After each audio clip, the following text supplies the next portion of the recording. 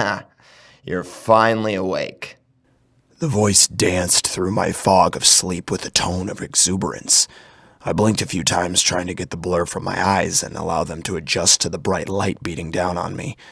In those first few moments I was confused, but when I attempted to sit up, my confusion quickly gave way to panic. I couldn't move. My hands and feet had been bound to the bed, and my head was strapped down, forcing me to look up directly at the ceiling light. I struggled against my bonds, the bed rattling as I pulled against them. They were tight, and the lines had little to no give. Whoa there, Tiger. Take it easy. The voice started from across the room and quickly moved closer. I was just in the process of shouting when a black-gloved hand suddenly covered my mouth. The light that had been shining in my eyes was suddenly blocked by the shadowy form of a man. He was in a black hoodie, the hood pulled low to cover his brow. It seemed almost pointless, though, as I quickly noticed that behind the hood was a white mask. A stitched smile had been painted over where the mouth would be, and the eye holes were each framed with crosses painted in black. I'm gonna take my hand off your mouth, and you and I are gonna have a quick chat. He raised his free hand in front of my face, and in it he held a claw hammer. If you scream, I'm going to beat you to death. My struggle ceased, and I froze in total fear. Blink if you understand. I blinked once. Part of me hoped in that brief second that my eyes were closed, the man would vanish. He did not. Good boy. He lifted his hand from my mouth, and I did my best to hold back the tide of fear-based questions that were at my lips. Where was my wife? Where were my children? Were they okay? What did he want? What the fuck is going on? The last one slipped out between my lips, and I heard the man give a low, raspy chuckle as he pulled a chair closer to the bed and took a seat.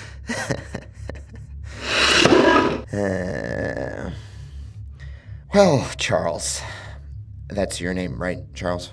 He took his seat and leaned over me. Yes, I spoke weakly.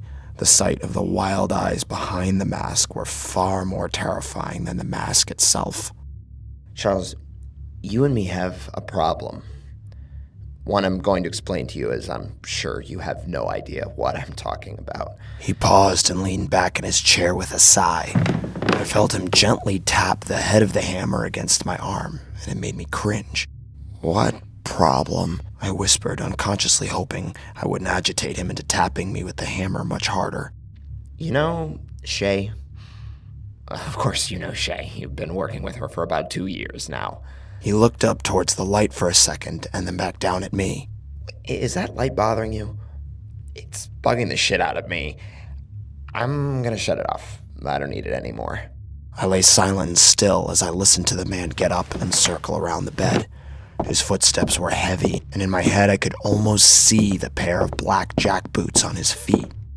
Suddenly the overhead light went off and the room went dark, lit only by the pale moonlight shining through a slit in the curtain. Much better. He walked back around the bed and took his seat again.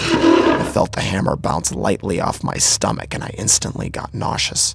Where were we? Oh yeah, I was asking you about Shay. You know her, right? He leaned over me again, his eyes no longer visible in the darkness, only the porcelain white mask and dark, mad smile drawn on it. Yes, I know Shay. I know you know Shay. And up until about 2 months ago, you were fucking her. Isn't that right? His statement came out as blunt as could be.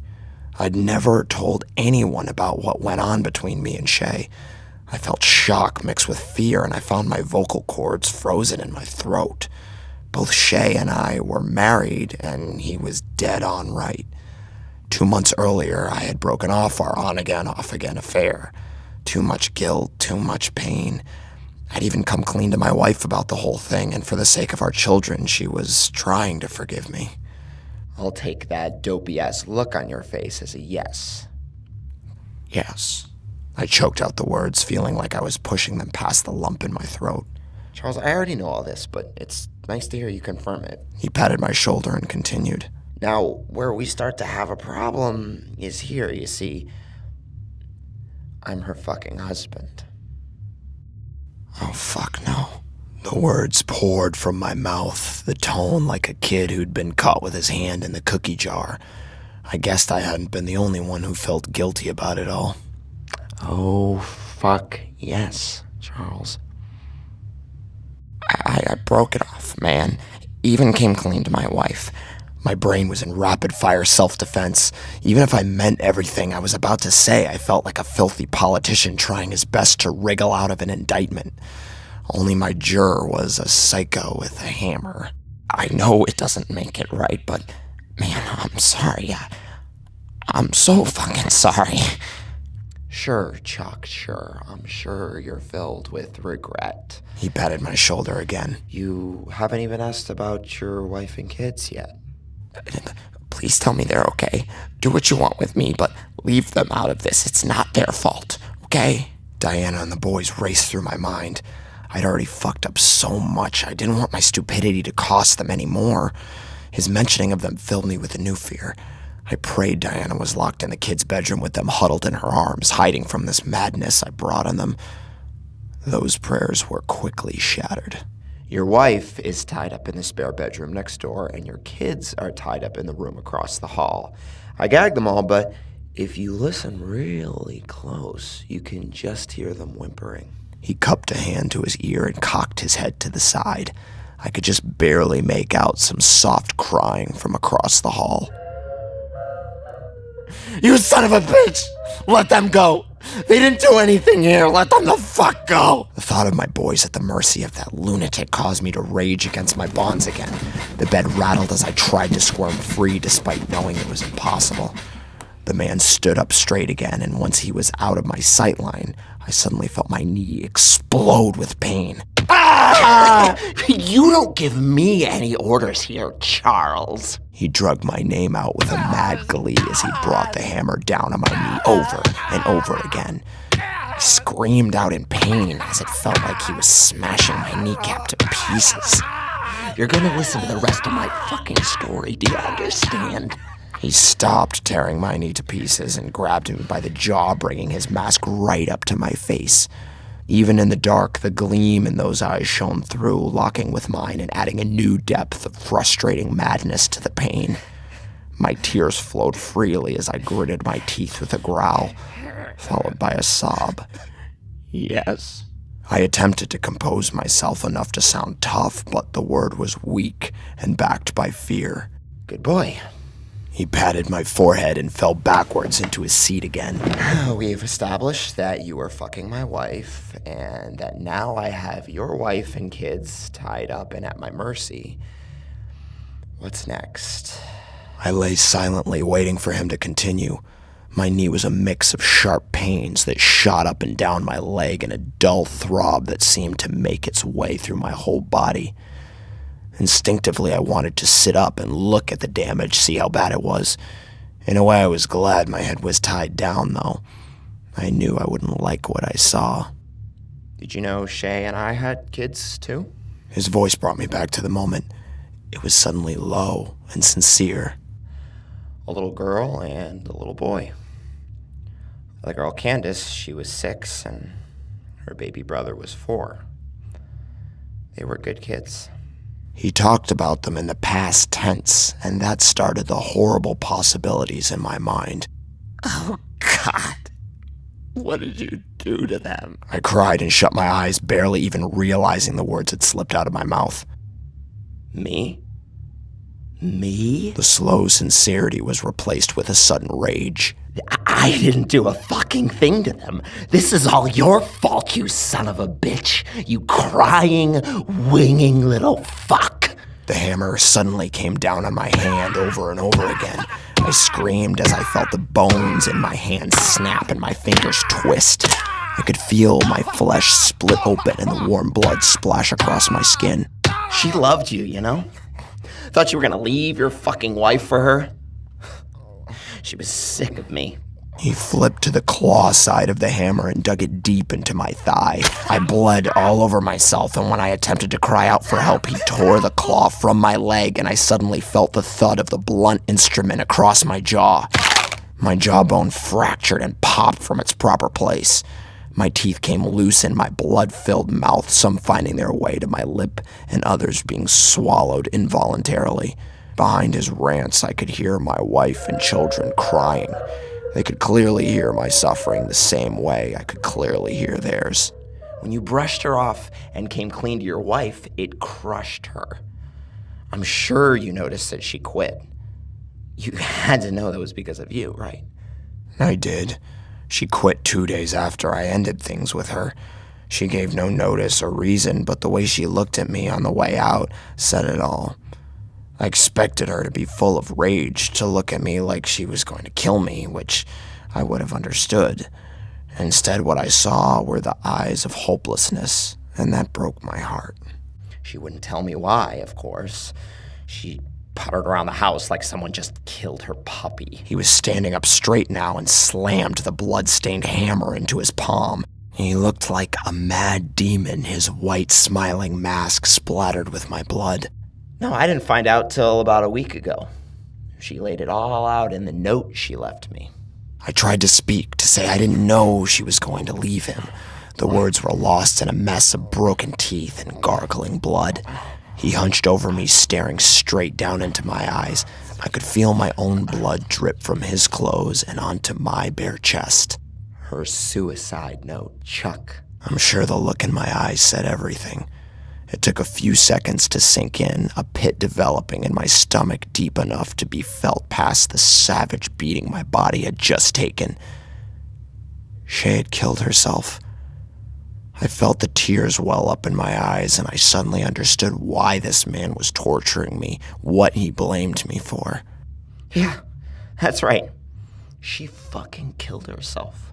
I found her hanging by her neck from the goddamn ceiling fan when I got home from work. He gripped my broken jaw, and the pain made me attempt to scream, but I instead ended up coughing on my own blood and gagging. Do you have any fucking idea what that's like? I mumbled through a few weak sorries, barely able to even make the words sound like more than a dying whimper. I couldn't believe what I was hearing, or what was happening. How are you fucking crying? Is this story breaking your poor little heart? Well, I'm so goddamn sorry for you, but it's not over yet. He squeezed my jaw tighter, and I could feel the bone crumble like old clay beneath his fingers. 'Cause she took my kids with her, Chuck. She took them into the bathroom and drowned them in the fucking bathtub. How's that for sad, huh? The anger and the loss in his voice was so true as he spoke. This was a man broken, a man well past tears. I realized I was going to die and that I had no one to blame but myself. Your inability to keep your dick in your pants and your subsequent guilt about it cost me my fucking family, Charles. He finally let go of me and picked the hammer back up. Do you see why you're here now? Do you know why I snuck into your house in the middle of the night, drugged you, tied you up, did the same to your family, and I'm telling you all this? I nodded, naive and weak. I thought I knew. My family is gone, and quite frankly, I don't think that's fair. Why should my family be gone when yours is still here? This is your sin to own, not mine. He walked away from me and headed around the bed towards the door. I could do nothing but lay there and cry, his words still not sinking in. I expected the hammer to come crashing down against my skull any moment. You'll bear the weight of that sin with your family's lives. I heard the door of my bedroom open and the sound of his boots walked to the room next door. It was then that it sunk in, through the pain, through the guilt, through the fear. He wasn't there to kill me. I could hear my wife screaming against her gag as the door opened and she laid her eyes on him. I struggled against my bonds yet again, oblivious to the fact that even if I got free, my left leg was mangled. I heard him speak to her through the wall. Your husband is a coward. You know that, don't you? Then I heard her. I could only assume he removed her gag. Please don't do this. Please just let us go. My children go. I'm sorry, my dear, but that's not how this is going to play out. He needs to feel what I feel. Oh, God, please no. God, please no. Her pleas were cut off by the disgusting thud of iron striking bone. The sound seemed amplified in my ears with each following strike. The splattering of blood, the shattering of bone. I was helpless to do anything but listen as he beat my wife to death less than 10 feet away from where I was laying. Then suddenly everything fell silent, almost as if I'd gone deaf. The world suddenly slowly faded back in as I heard him laugh softly to himself. In my mind's eye, I saw him standing over my wife's body, chuckling, and I became filled with so much rage that I thought I would rip through my own flesh trying to break free from the ropes that held me. His footsteps were heavy as ever and seemed to echo in my ears as he crossed from the room where my wife was to the room across the hall. I heard the door slowly creak open and the sound of my children's cries as he entered the room. Say goodbye to Daddy, he said, his voice suddenly becoming nearly inhuman with how cold and emotionless it was. My boys screamed for me as they died. They screamed for me, and I cried. The world went dark for a while. How long, I have no idea. I don't know if I blacked out or just blocked those memories out.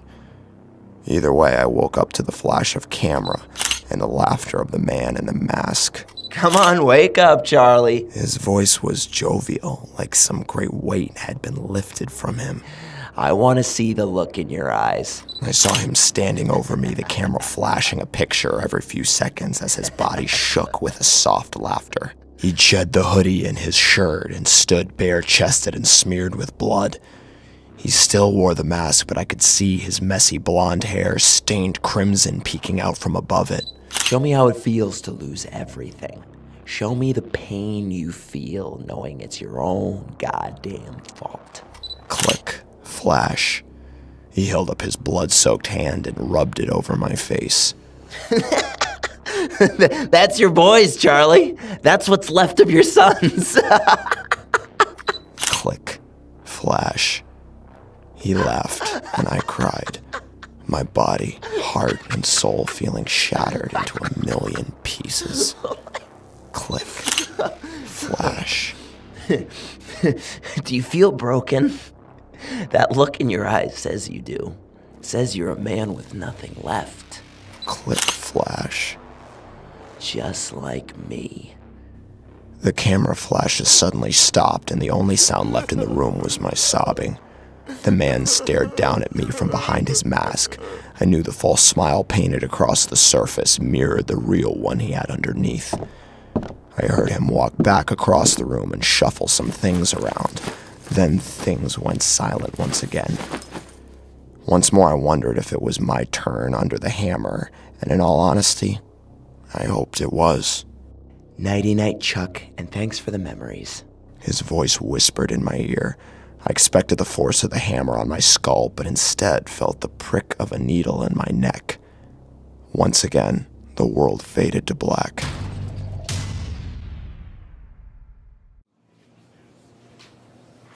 The next time I woke up, I was in the hospital. There were supports jammed in my knee, and my thigh was bandaged. My mangled hand had also been braced and elevated. There were tubes up my nose, and I couldn't open my mouth because my jaw had been wired shut. My eyes were open, but I hardly felt alive. The police were eager to ask me questions, and when the doctors finally allowed it, I told them the whole story. I wrote everything I knew down with my good hand and gave them as many details as I was able. I didn't know if they would find Shay's husband. He'd left me alive, so I assumed he'd gotten as far away as he could before I woke up. What the police told me was certainly not what I expected. They went to investigate Shay's home, and what they found there was something I couldn't accept when I first heard it. Shay was alive and well. Her husband had no knowledge of the affair. They said he was a larger Latino man and not the spindly blonde who I remembered. They had never had any children either, Nothing that the man who attacked me and killed my family said was true. They asked me who I thought it could be. Who would know the things he knew? They asked me why someone would want to do this to my family. I was too confused to answer them. I had no explanation other than the one that turned out to be a lie. None of it made any sense. I was in that hospital for months trying to think of anything that would explain it, but nothing made any sense. I tried to reach out to Shay when I was finally able to speak again, now with a new speech impediment, but she wouldn't take my calls. I nearly lost my mind with each day that passed, and each time the police told me they had no leads. I was the only one left for me to blame, and I let it tear me apart inside. I still let it tear me apart inside. I will always let it tear me apart inside. I've been out of the hospital for a few months now, staying in a shitty apartment, unable to return to my old family home. Yesterday, I got an email from someone I didn't know. I almost deleted it because it had attachments and I assumed it was someone sending me a virus at first. The subject gave me pause, though. Thanks for the memories, Chuck. When I opened it and read the body, I felt every ounce of pain all over again. Hey buddy, remember me? You've probably been wondering to yourself why, and I really can't blame you. I spun you quite a bullshit story that night based off some pretty personal stuff, didn't I? Sometimes I amaze myself with how good I am at digging up the dirt, but then again, with the all-seeing electronic eye, it's kind of hard to keep anything private, you know? I just thought I'd let you know that I did it for fun. That's right, my own goddamned amusement. I'm gonna do it again to someone else soon. I found someone just perfect, and their guilt and pain are going to make it exquisite. Maybe even better than you, maybe.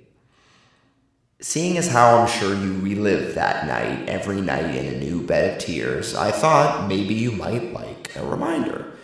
I attached some of my favorite photos of our time together. I personally feel it's some of my best work.